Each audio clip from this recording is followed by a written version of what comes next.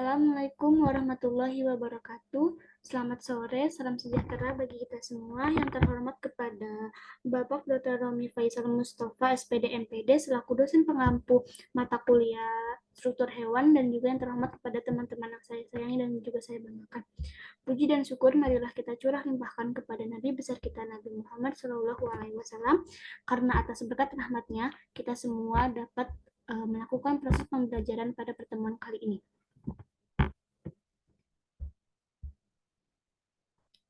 Izinkan saya dari kelompok 14 akan memimpin pada pembelajaran pada sore kali ini. Sebelumnya perkenalkan terlebih dahulu, perkenalkan kami dari kelompok 14 yang beranggotakan saya sendiri, Cindy Rahma Safitri dengan nomor NPM 212154076. Tentu saja di sini saya tidak sendiri, saya ditemani oleh rekan saya yaitu Andi Nadia Sivananda dengan nomor NPM 212154079 dan juga Isma Nurhayati dengan nomor NPM 212154087. Ya, kami dari kelompok 14 akan menjelaskan materi mengenai sistem reproduksi vertebrata. Baik, untuk mengefektifkan waktu, langsung saja ke materi yang pertama, yang akan dijelaskan oleh saya sendiri.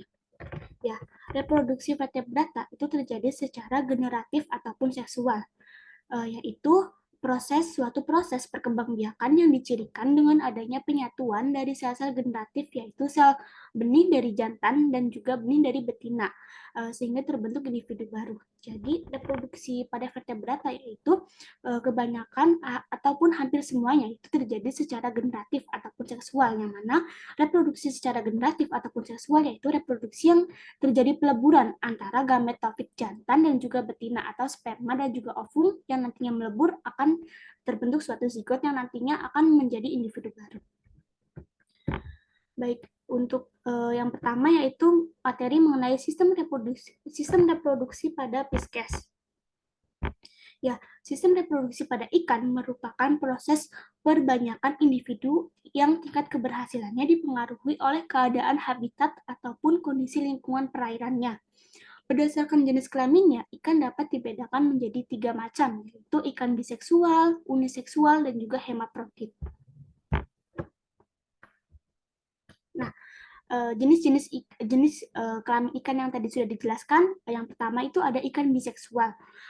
Bi yang berarti dua, yang artinya mempunyai dua jenis kelamin jantan, memiliki dua jenis kelamin, yaitu jantan dan juga betina dalam satu spesies, atau dapat dibedakan jenis ikan jantan dan juga jenis ikan betinanya dalam spesies yang sama. Yang kedua yaitu ikan uniseksual. Ikan uniseksual yaitu hanya mempunyai satu jenis kelamin saja, uni yang berarti satu ya. Pada umumnya jenis kelamin yang dimiliki adalah betina, misalnya pada ikan Amazon molly. Dan yang ketiga yaitu ikan hemaprodit. Hemaprodit merupakan ikan yang mempunyai dua jenis kelamin, memiliki dua jenis kelamin yang berbeda dalam satu tubuhnya. Jadi dalam satu tubuhnya itu memiliki dua jenis kelamin yang berbeda. Yang keempat yaitu ikan jantan. Ikan jantan memiliki testis dan saluran reproduksi jantan, sedangkan ikan betina itu memiliki ovarium dan saluran reproduksi betina. Nah, organ reproduksi ikan dibedakan menjadi organ reproduksi eksternal atau yang disebut dengan kloaka dan juga internal berupa ovarium, oviduk, testis, dan juga urogenitalis.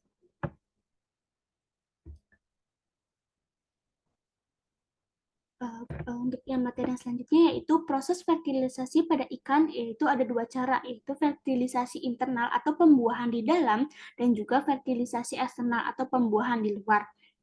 Nah, teman-teman bisa lihat ya perbedaannya, ini fertilisasi internal yang terjadi di dalam, dan ini yang kedua itu fertilisasi eksternal atau pembuahan di luar. Nah, fertilisasi internal atau pembuahan di dalam, pada saat ikan betina itu bertelur mengeluarkan ovum. Nah, pada jantan mendekati telur-telur tersebut sambil mengeluarkan spermatozoid. Nah, apabila ovum bertemu dengan spermatozoid, maka terjadilah fertilisasi ataupun pembuahan.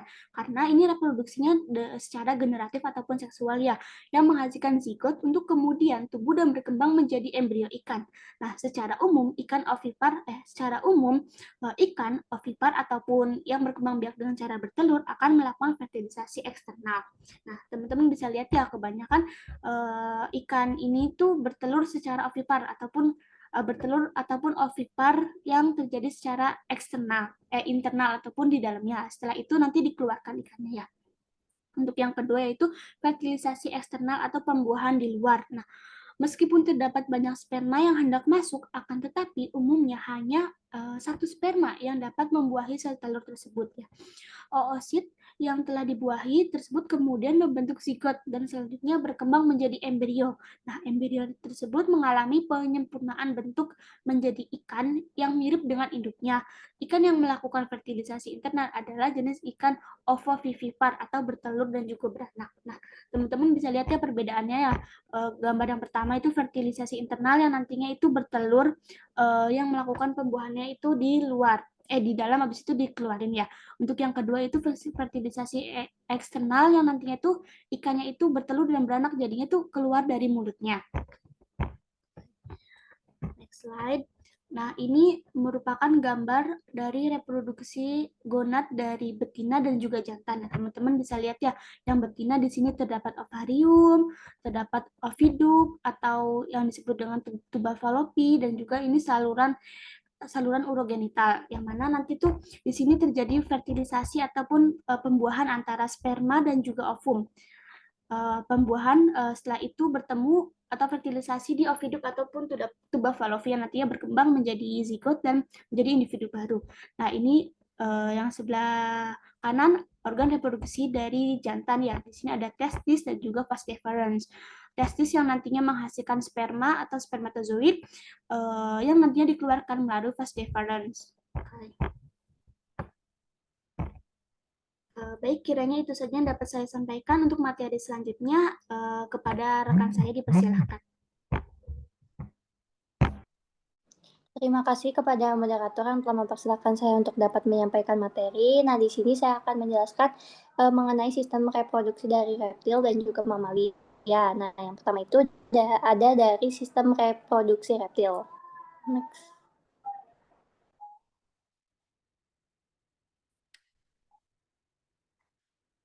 Nah, reptil adalah hewan yang melakukan pembuahan di dalam tubuh atau fertilisasi secara internal. Nah, di mana peleburan sel sperma dan sel telurnya itu terjadi di dalam tubuh betina ya. Nah, fertilisasi ini diawali dengan peristiwa kopulasi. Apa sih itu kopulasi? Kopulasi itu yaitu masuknya alat kelamin jantan ke alat kelamin betina reptil. Nah, si spermanya itu bergerak di sepanjang saluran yang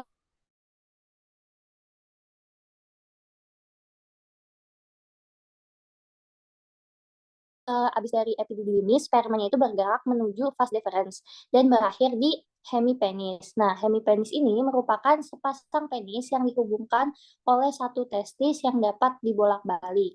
Nah, pada saat hewan reptil ini mengalami kopulasi, hanya satu hemipenis yang dimasukkan ke dalam saluran kelamin betinanya. Nah, ovum reptil betina yang telah dibuahi oleh sperma ini akan melewati oviduk.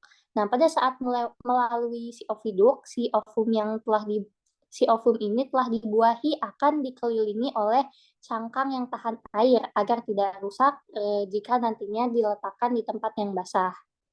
Next. Nah, di sini dapat dilihat ya ada alat reproduksi dari reptil jantan dan juga reptil betina. Nah, organ reproduksi reptil jantan ini yaitu testis ya. Nah, testis ini berfungsi untuk memproduksi sel sperma. Nah, dapat dilihat ya di sini testis reptil itu berbentuk oval, terus warnanya tuh sebenarnya tuh putih, terus berjumlah sepasang dan terletak pada dorsal rongga abdomen. Nah, untuk kadal dan ular, salah satu testisnya itu terletak lebih maju ke depan gitu. Nah, si testis reptil ini akan membesar pada saat musim kawin tiba. Nah, sedangkan pada organ reproduksi reptil betina itu ovarium ya. Nah, ovarium ini berfungsi untuk membentuk ovum atau sel telur. Nah, ovarium ini berjumlah sepasang ya, dapat dilihat juga di gambar ya, ovariumnya ada sepasang.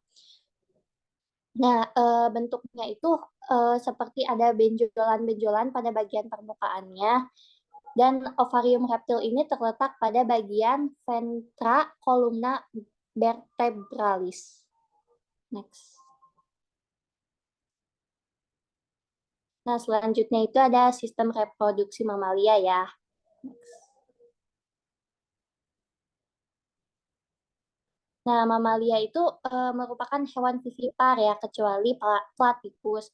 Nah, mamalia ini memiliki organ reproduksi yang lengkap, baik eksternal maupun internal, sehingga terjadinya fertilisasi secara internal. Nah, proses peleburan sel sperma dan ovum itu terjadi di dalam tubuh induk betinanya atau fertilisasi secara internal. Nah, hasil pembuahan sel telur oleh sperma tersebut kemudian membentuk zigot. Nah, zigot ini lalu bergerak menuju uterus atau rahim. Nah, zigot akan berkembang pada dinding rahim menjadi embrio. Embrio embrio yang tumbuh dan berkembang sempurna akan selanjutnya menjadi janin yang akan siap dilahirkan.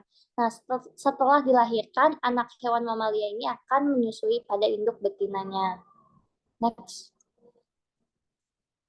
Nah, dapat dilihat juga di sini ya di gambar ada alat reproduksi mamalia betina dan jantan. Nah, mamalia betina ini mempunyai sepasang ovarium yang berfungsi untuk menghasilkan sel telur atau ovum. Nah, ovarium pada mamalia ini terletak di rongga perut bagian kanan dan kiri ya, dapat dilihat ya di gambar.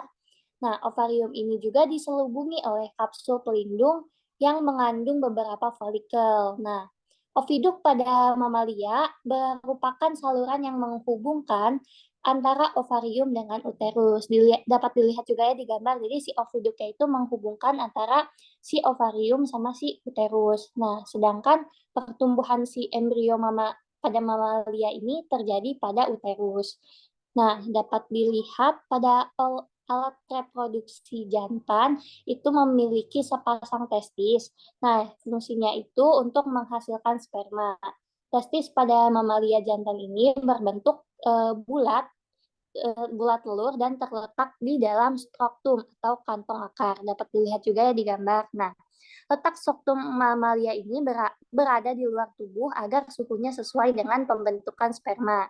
Nah, di dalam testis ini terdapat saluran halus yang merupakan tempat pembentukan sperma yang disebut dengan tubulus seminiferus. Nah, pada dinding tubulus seminiferus ini ialah tempat bakalnya ada sperma diploid.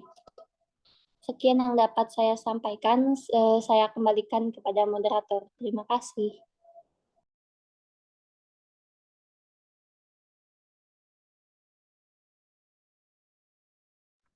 Baik, terima kasih kepada Saudari Andi Nanda Shivananda yang sudah menjelaskan materinya. Baik, untuk mengefektifkan waktu, langsung saja ke materi berikutnya yang akan disampaikan oleh Saudari Isma. Kepadanya dipersilahkan. Baik, terima kasih kepada moderator atas kesempatannya. Di sini saya akan membahas materi mengenai sistem produksi pada amfibi, pada hewan amfibi.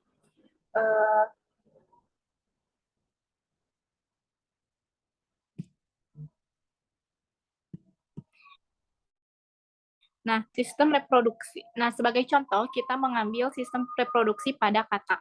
Nah, katak ini melakukan reproduksi dengan cara fertilisasi eksternal atau pembuahan di luar tubuh betina. Nah, ketika musim kawin tiba, katak jantan ini akan menempelkan tubuhnya pada punggung katak betina dan menekan perut katak betina. Posisi katak jantan ini menempel dan menekan perut katak betina ini yang dinamakan amplexus. Nah, proses amplexus ini memungkinkan katak betina untuk mengeluarkan ovum dan katak jantan mengeluarkan spermanya dalam jumlah yang banyak. Nah, sel telur dan sperma yang sudah melebur tersebut kemudian menjadi zigot dan berkembang menjadi embrio. Nah, embrio yang terbentuk akan dilindungi oleh cairan kental sehingga kelompok telur tersebut berbentuk gumpalan telur embrio. Kemudian akan berkembang menjadi berudu dan selanjutnya berudu mengalami diferensiasi bentuk menjadi katak. Next. Nah, adapun organ reproduksi pada katak ini terbagi menjadi dua, ada katak pada betina dan ada katak pada jantan. Nah, organ reproduksi katak betina ini terdiri atas pasang ovarium, yang mana ini pada gambar sudah ditunjukkan ada sepasang ovarium. Nah, ovarium pada katak betina ini berfungsi untuk menghasilkan ovum.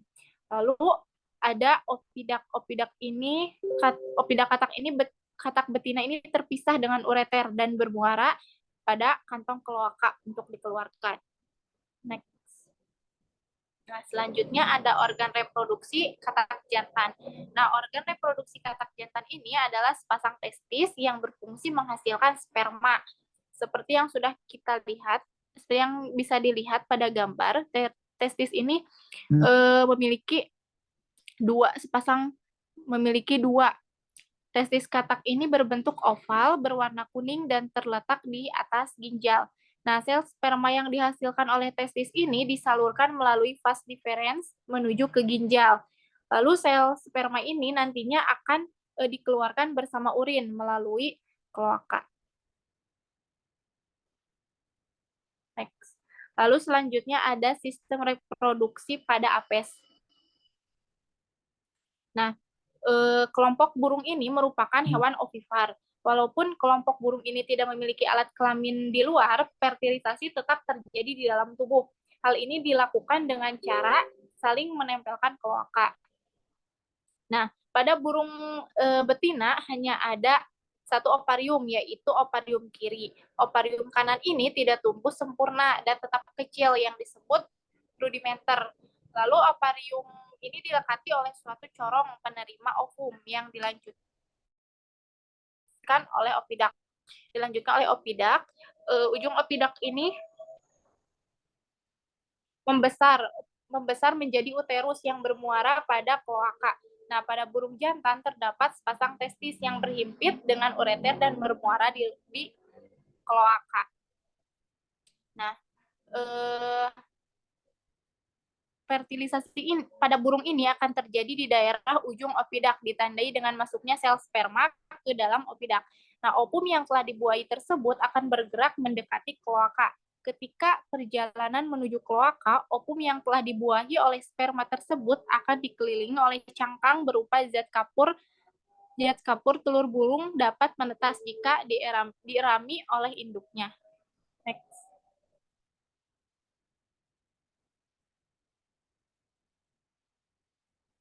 Nah, burung jantan ini memiliki organ reproduksi berupa sepasang testis. Nah, testis burung ini berbentuk oval, terletak pada sebelah ventral lobus penis.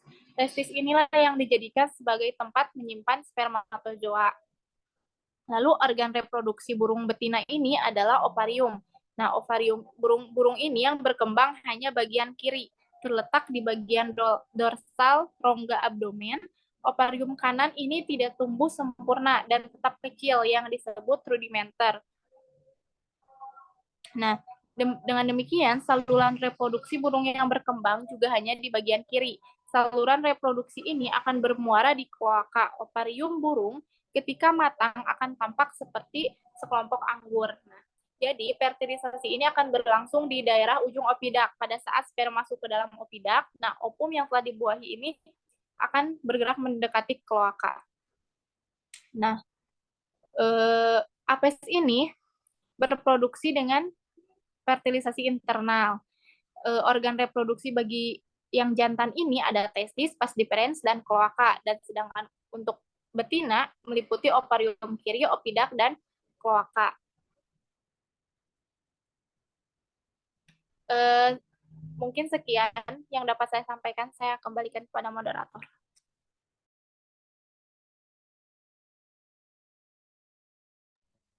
Ya, baik.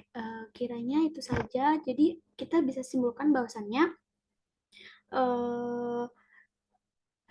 hewan vertebrata itu kan terdiri dari Pisces, reptil, mamalia, amfibi, dan juga aves, yang mana hewan vertebrata itu berkembang biak dengan cara seksual ataupun generatif, yang mana reproduksi secara generatif ataupun seksual yaitu reproduksi yang terjadi peleburan antara sperma dan juga ovum yang nantinya akan berlebur menjadi zigot. Selanjutnya zigot tersebut akan berkembang menjadi individu baru, yang mana reproduksi secara generatif ataupun seksual khususnya pada ikan itu bisa terjadi secara internal ataupun eksternal ya. Kalau jika reproduksi secara internal berarti fertilisasinya terjadi di dalam tubuh dari induk tersebut. Apabila reproduksi terjadi secara eksternal, yaitu di luar dari individu induk tersebut. Ya, kiranya itu saja dapat kelompok kami sampaikan. Kurang lebihnya mohon maaf. Billahi taufiq walhidayah. Wassalamualaikum warahmatullahi wabarakatuh.